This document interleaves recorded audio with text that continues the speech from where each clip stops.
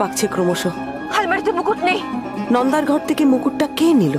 শঙ্করের মা আমার ঘরে ঢুকলো, অথচ স্বীকার করলো না কেন? আমার আলমারি থেকে বালিশের ওয়ারগুলো নামিয়ে কোথায় রেখেছো? তোমার ঘরে যাওয়ার সময় পাইনি, আমি এক্ষুনি যাচ্ছি। ভোরবেলা দিশার দধিমঙ্গলে চিনি আনতে গিয়ে দেখি কি চারিদিকে হলুদ পড়ে আছে। সন্দেহ হলো। চালনি দিয়ে হলুদটা চালতে গিয়ে জট ছাড়তে শুরু করলো। আমরা জল সইতে গেলাম, সেই সুযোগে দাঁড়াও, স্বীকার করো যে মুকুটটা তুমি চুরি করেছো। শঙ্করের মার অপমান আটকাতেই আমাকে বলতে হলো। শঙ্করের মা চুরি করেনি অরূপ।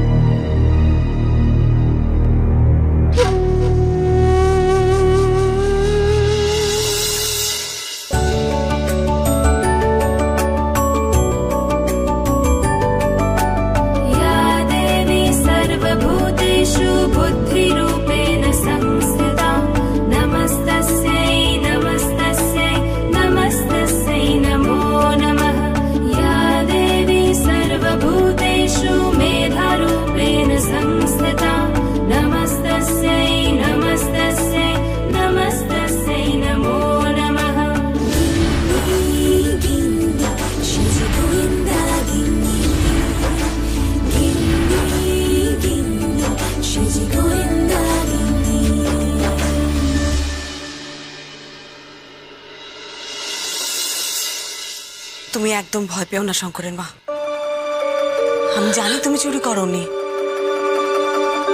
এত বড় নাটবো, শঙ্করের মা যদি চুরি নাই করবে তাহলে তোমার আলমারিতে মুকুটটা গেল কি করে? হ্যাঁ সেই তো, মুকুটটা তো ছিল আমার আলমারিতে, সেখান থেকে কি সরালো?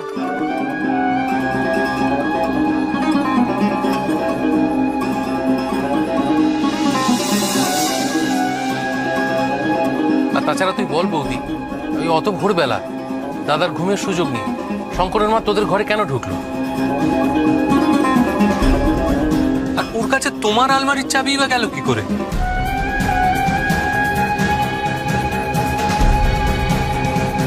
বৌমনি, আমি কিন্তু কিচ্ছু বুঝতে পারছি না। তোর ধারণা একটু ভুল হয়েছে অরূপ। তুই ভেবেছিলি শঙ্করের মা আমার ঘরে ঢুকেছিল আলমারি খুলে চুরি করতে, আর তোর গলার আওয়াজ পেয়ে চাবি রেখে পালাতে চায়, তাই তো? তা নয় বৌমনি। না রে, একদম ভুল। বরং ঘটেছিল ঠিক তার উল্টোটা। শঙ্করের মা আমার ঘরে ঢুকেছিল ঠিকই,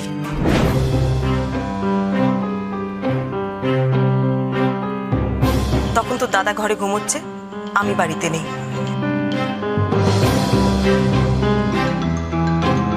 সেই সুযোগে শঙ্করের মা আমার ঘরে ঢুকে চাবি দিয়ে আলমারি খুলে দিশার গয়নার বাক্সে মুকুটটা রেখে দেয়।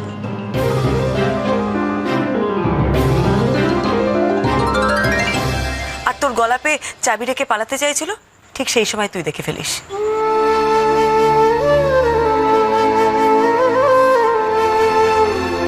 কি আমি ঠিক বলছি তো শঙ্করের মা? হ্যাঁ বড় বৌদি, মুকুট রেখেছে মানে মুকুট ওর কাছে এলো কি করে?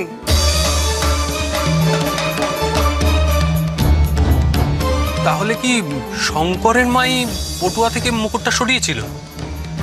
এবার আমি পুরো জিনিসটা বুঝতে পেরেছি। রূপু তুই বলতো বাপু, পরমা যে কি বলছে সব গুলিয়ে যাচ্ছে। শঙ্করের মা মুকুটটা চুরি করেছিল, জানতো আমি ধরতে পারলে শীতে লকআপে পুরে দেবো। এদিকে সদাশিবের ঘরটাও ভালো করে সার্চ করা হয়ে গেছিল, সেটা উনি আড়ি পেতে শুনেছিলেন, তাই ভয়ে ভয়ে তো ওই ঘরের আলমারিতে মুকুটটা ফেরত দিতে গেছিলেন। কিন্তু মুকুটটা তো আমার আলমারিতে ছিল, সেটা তো ও জানতো, তাহলে সেখানে ও রাখতে গেল না কেন? এটা বুঝতে পারলেন না মাসিমা? আপনার ঘরের আলমারিটা আমরা তন্ন তন্ন করে খুঁজেছি, সেখানে মুকুটটা খুঁজে পাওয়া যায়নি। ওখানে রাখলে সন্দেহটা বাড়তো, তাই বৌমনির ঘরের আলমারিতে রেখেছে যাতে সন্দেহটা না বাড়ে। ভুল, একদম ভুল। ওর যদি চুরি করার এই মতলব থাকতো তাহলে মুকুটটা আজ সকালেও ফেরত দিল কেন? কাল গোটা রাতটা তো ও পেয়েছে। শঙ্করের মা থাকে চিলেকোঠার ভাড়ার ঘরে, ছাতের দরজা একদম ওর নাগালের মধ্যে। ও চাইলে কাল রাতেই শঙ্করকে দিয়ে মুকুটটা পাচার করে দিতে পারতো। কি পারতো না? সবই তো বুঝলাম বৌমনি, কিন্তু চুরিটা কে করলো? এক্স্যাক্টলি। আর মুকুটটাকে ফেরত দিল সেটা জানার চেয়েও বেশি ইম্পর্টেন্ট মুকুটটাকে চুরি করেছিল সেটা জানা। এই তুই চুপ কর তো। বড় রাখবো, তুমি সবাইকে বোঝাও।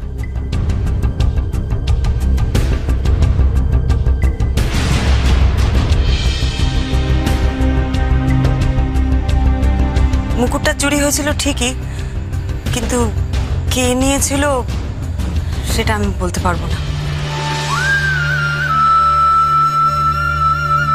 কি বলছো বড় বৌমা? কে চুরি করেছিল সেটা প্লিজ মা, আমাকে জিজ্ঞেস করবেন না, আমি আমি বলতে পারবো না। ধরে নিলাম আমার আলমারি থেকে কেউ একজন মুকুটটা চুরি করেছিল, কিন্তু মুকুটটা শঙ্করের মায়ের কাছে গেল কি করে? বাবা, শঙ্করের মা এই মুকুটটা পেয়েছিল অ্যাক্সিডেন্টালি। আর মুকুটটা পাওয়ার পরে ওর ভয় হয়। ওর মনে হয় যে এই মুকুটটা চুরি করেছে, তল্লাশি হলে তার নাম যদি সবাই জেনে যায়, বাড়ি ভর্তি লোক, বাড়ির কোনো সদস্যর অসম্মান হোক, সেটাও চায়নি। ও তো নিজেকে এ বাড়িরই সদস্য মনে করে। নিজের লোকের অসম্মান কি কেউ চায়? তাই ও বারবার চেয়েছিল মুকুটটা আমার আলমারিতে রাখতে, কারণ ওর মনে হয়েছিল একবার যদি ও মুকুটটা আমার আলমারিতে রেখে দিতে পারে, সেখান থেকে চুরি করার সাহস কারো হবে না। কি ঠিক বলছি তো শঙ্করের মা? হ্যাঁ বৌদি, লোক জানাজানি হলে সে কত লজ্জার হতো, সবাই কত কষ্ট পেত। তুমি পুলিশ দাদা সব পাই, তাই ওটা আমি আঁচলে তলে লুকিয়ে ফেলেছিলাম।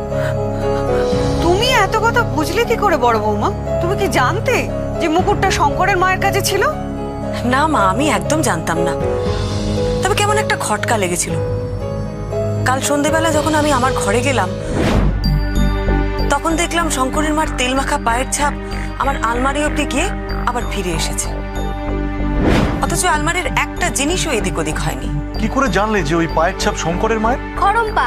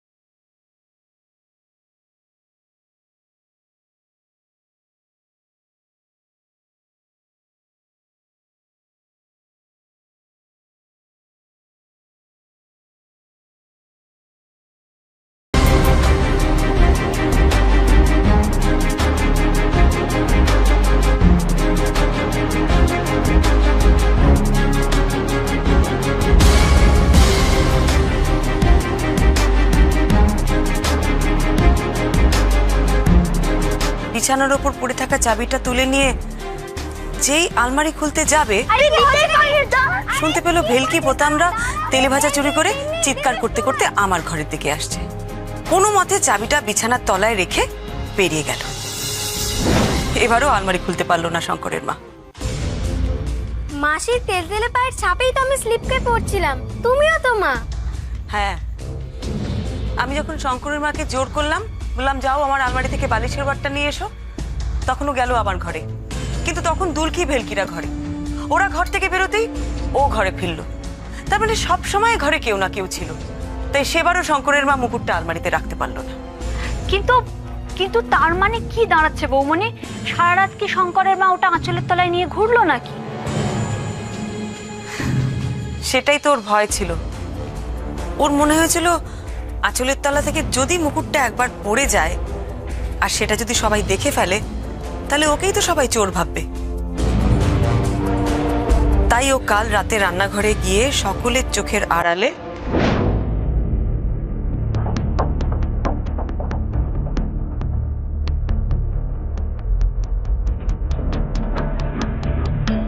এই মুকুটটা হলুদের বয়ামের মধ্যে লুকিয়ে রাখে।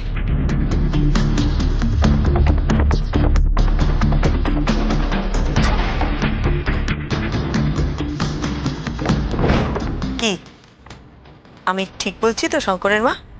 হ্যাঁ বড় বৌদি, আমি ঠাকুমার মুখে শুনেছিলাম হলুদ দিয়ে সোনা মাজলে সোনা পরিষ্কার হয়। তাই ভাবলাম হলুদটা সোনার জন্য ভালোই, চকচকে হবে। তাই ওটা আমি ওইখানে লুকিয়ে রাখলাম। কিন্তু তুমি কি করে জানলে? জানতাম না তো। আসলে আজ সকালে দধিমঙ্গলের সময় আমি যখন রান্না করে চিনি আনতে গেলাম, তখন দেখলাম ওই চিনির কৌটোর পাশে অনেক হলুদ পড়ে আছে। আমার কিরকম যেন খটকা লাগলো। আমি হলুদটা পুরোটা একটা গামলায় ঢেলে ফেললাম। তারপরে চালনি দিয়ে চালতেই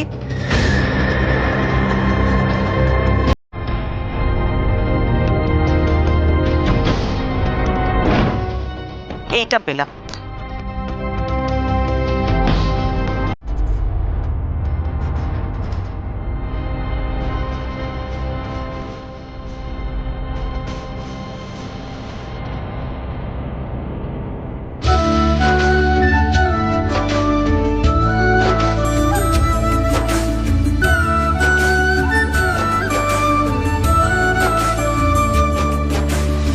এটাই মুকুটের পাথর, কোনো কারণে খুলে গেছে। তুমি বোধহয় মুকুটটা জোর করে বয়ামের মধ্যে ঢোকাতে গেছিলে আর তখনই খুলে গেছে। পুরনো মুকুট তো, হতেই পারে। তারপর আমি দধিমঙ্গলের ওখানে গিয়ে লক্ষ্য করলাম শঙ্করের মার নখের কোনায় হলুদ লেগে আছে। ব্যাস, আমি একদম শিওর হয়ে গেলাম। তাই আর জলসইতে শঙ্করের মাকে নিয়ে গেলাম না, ওকে বাড়িতেই রেখে গেলাম। ও যাতে মুকুটটা ফেরত রাখার সুযোগ পায়। কাজের লোক মানেই চোর নয়। শঙ্করের মা যা কিছু করেছে আমাদের পরিবারের সম্মান বাঁচানোর জন্য করেছে। সবকিছু পুলিশের চোখ দিয়ে দেখলে হয় না অরূপ, মাঝে মাঝে সাধারণ মানুষের চোখ দিয়েও দেখতে হয়, তাই না?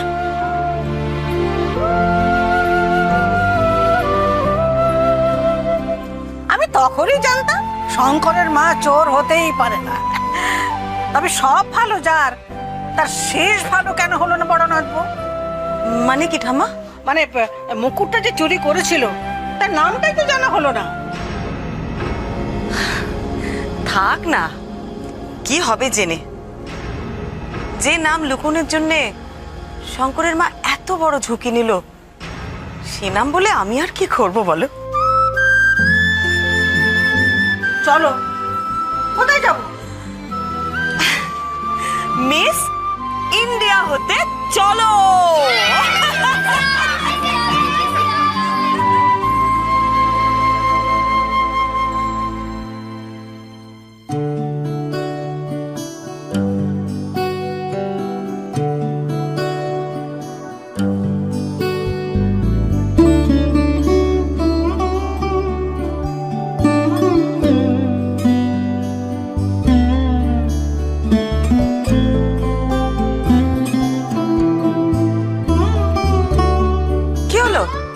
দরজা বন্ধ করলে কেন?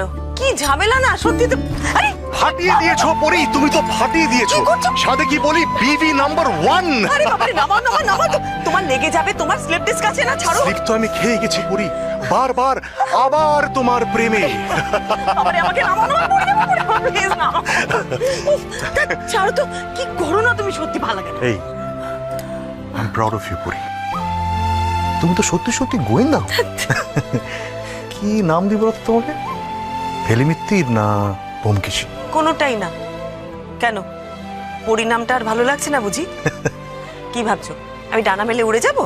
যেতে দিলে তো। ধন্য আমি ধন্য হে, পাগল তোমার জন্য সরো তো, যে। যেতে দাও আমায়। ধন্য আমি ধন্য হে, পাগল। ওরে বাবারে, রে কোমরটা গেল রে আমার। কি সত্যি সত্যি লাগলো নাকি? বড় বৌদি এসে গেছো? এসো। শঙ্করের মা, চট করে লুচি কটা ভেজে নি, জানো তো সকলের পেটে একেবারে আগুন জ্বলছে। তুমি আমায় বাঁচিয়েছো বড় বৌদি, তুমি না থাকলে না ওরা আজ আমায় ঠিক চোর বলে পুলিশে দিত। তুমি সাক্ষাৎ দেবতা। আরে আরে আরে, কি করছো, কি করছো শঙ্করের মা? তুমি যা করেছো আমাদের বাড়ির জন্য করেছো, আর তার জন্য যে হেনস্থা তোমাকে হতে হয়েছে, আমি বাড়ির সকলের হয়ে তোমার কাছে ক্ষমা চেয়ে নিচ্ছি। আমার তো তোমার পা ছোঁয়া উচিত। ছি ছি, ও কি বলছো তুমি? ও কথা শোনা আমার পাপ। তুমি না থাকলে আমার যে কি দশাই হতো। আচ্ছা এইসব কথা এখন থাক না, তুমি যাও তো আর একটু ময়দা মাখো। এটুকু তো হবে না মনে হচ্ছে। জানো বড় বৌদি, আমার তখন থেকে না একটা কথাই মনে হচ্ছে, তুমি এত কিছু জানলে কি করে? জানতাম না তো, আন্দাজ করেছি শুধু। তুমি বোতামের তেলে ভেজা জামাটা বদলাতে নন্দার ঘরে নিয়ে গেলে, বোতাম নিশ্চয়ই ঘরে গিয়ে বায়না ধরেছে, এই জামাটা পরবো না, ওই জামাটা পরবো না। এটা ভালো না, এটা বাজে। তাহলে এটা পরো, এটা পরো, এটা ভালো। এটা তো আরোই বাজে। কি আমার কাকাটে আরো ভালো ভালো জামা আছে, ওইগুলো আমি বোতাম বোতাম আলমারি ঘাটের মা বকবে কিন্তু। কি হচ্ছে কি, আলমারি ঘাটছো কেন? বোতাম দাদা ওর জামা টেনে নামাতে গিয়ে মেজ বৌদির কাপড় ধরে টানতেই দেখি।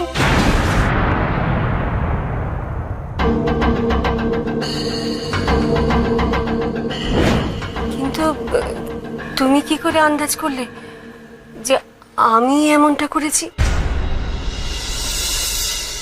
কিন্তু তুমি কি করে আন্দাজ করলে যে আমি এমনটা করেছি? তুমি তো আবার খুব সাবধানে আলমারিতে জামা কাপড়গুলো গুছিয়ে রেখেছো, কিন্তু তুমি খেয়ালই করনি যে কয়েকটা জামা কাপড়ে তোমার আঙুলে তেলের দাগ লেগে গেছে, আর নন্দাও খেয়াল করেনি। কি চোখ তোমার বড় বৌদি, তেলের দাগ দেখে তুমি এত কিছু আন্দাজ করে নিলে? বৌমুনি, দেখো দেখো, শাখা পরে এলাম। মা কি সুন্দর লাগছে দেখতে, একেবারে বউ বউ লাগছে। এই দেখ, কানের দুলটা খুলে যাচ্ছে তো, কুশটা লাগা ভালো করে। এই বাবা আবার খুলে যাচ্ছে না? কানে দুলটা একটু লাগিয়ে দাও না দিদি।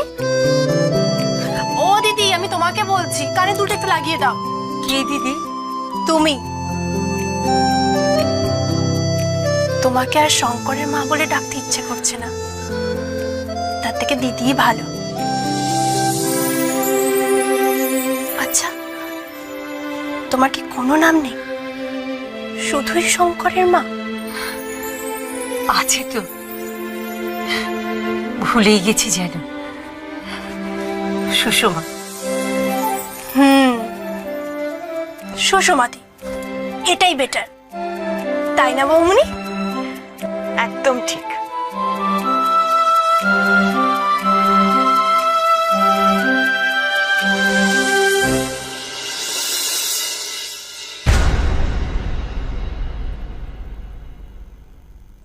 তার মানে শুধু দিদি ভাই না,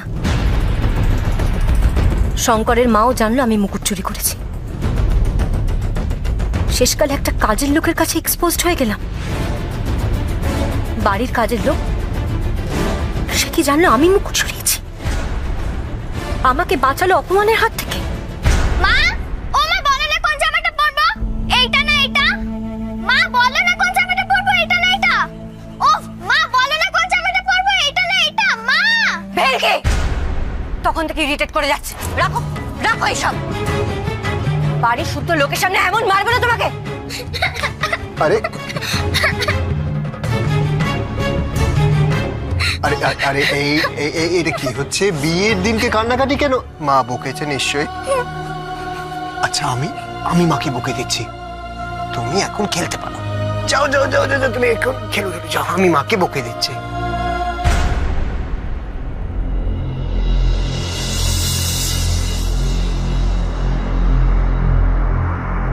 মুকুটটা তুই চুরি করেছিলি না দিদি?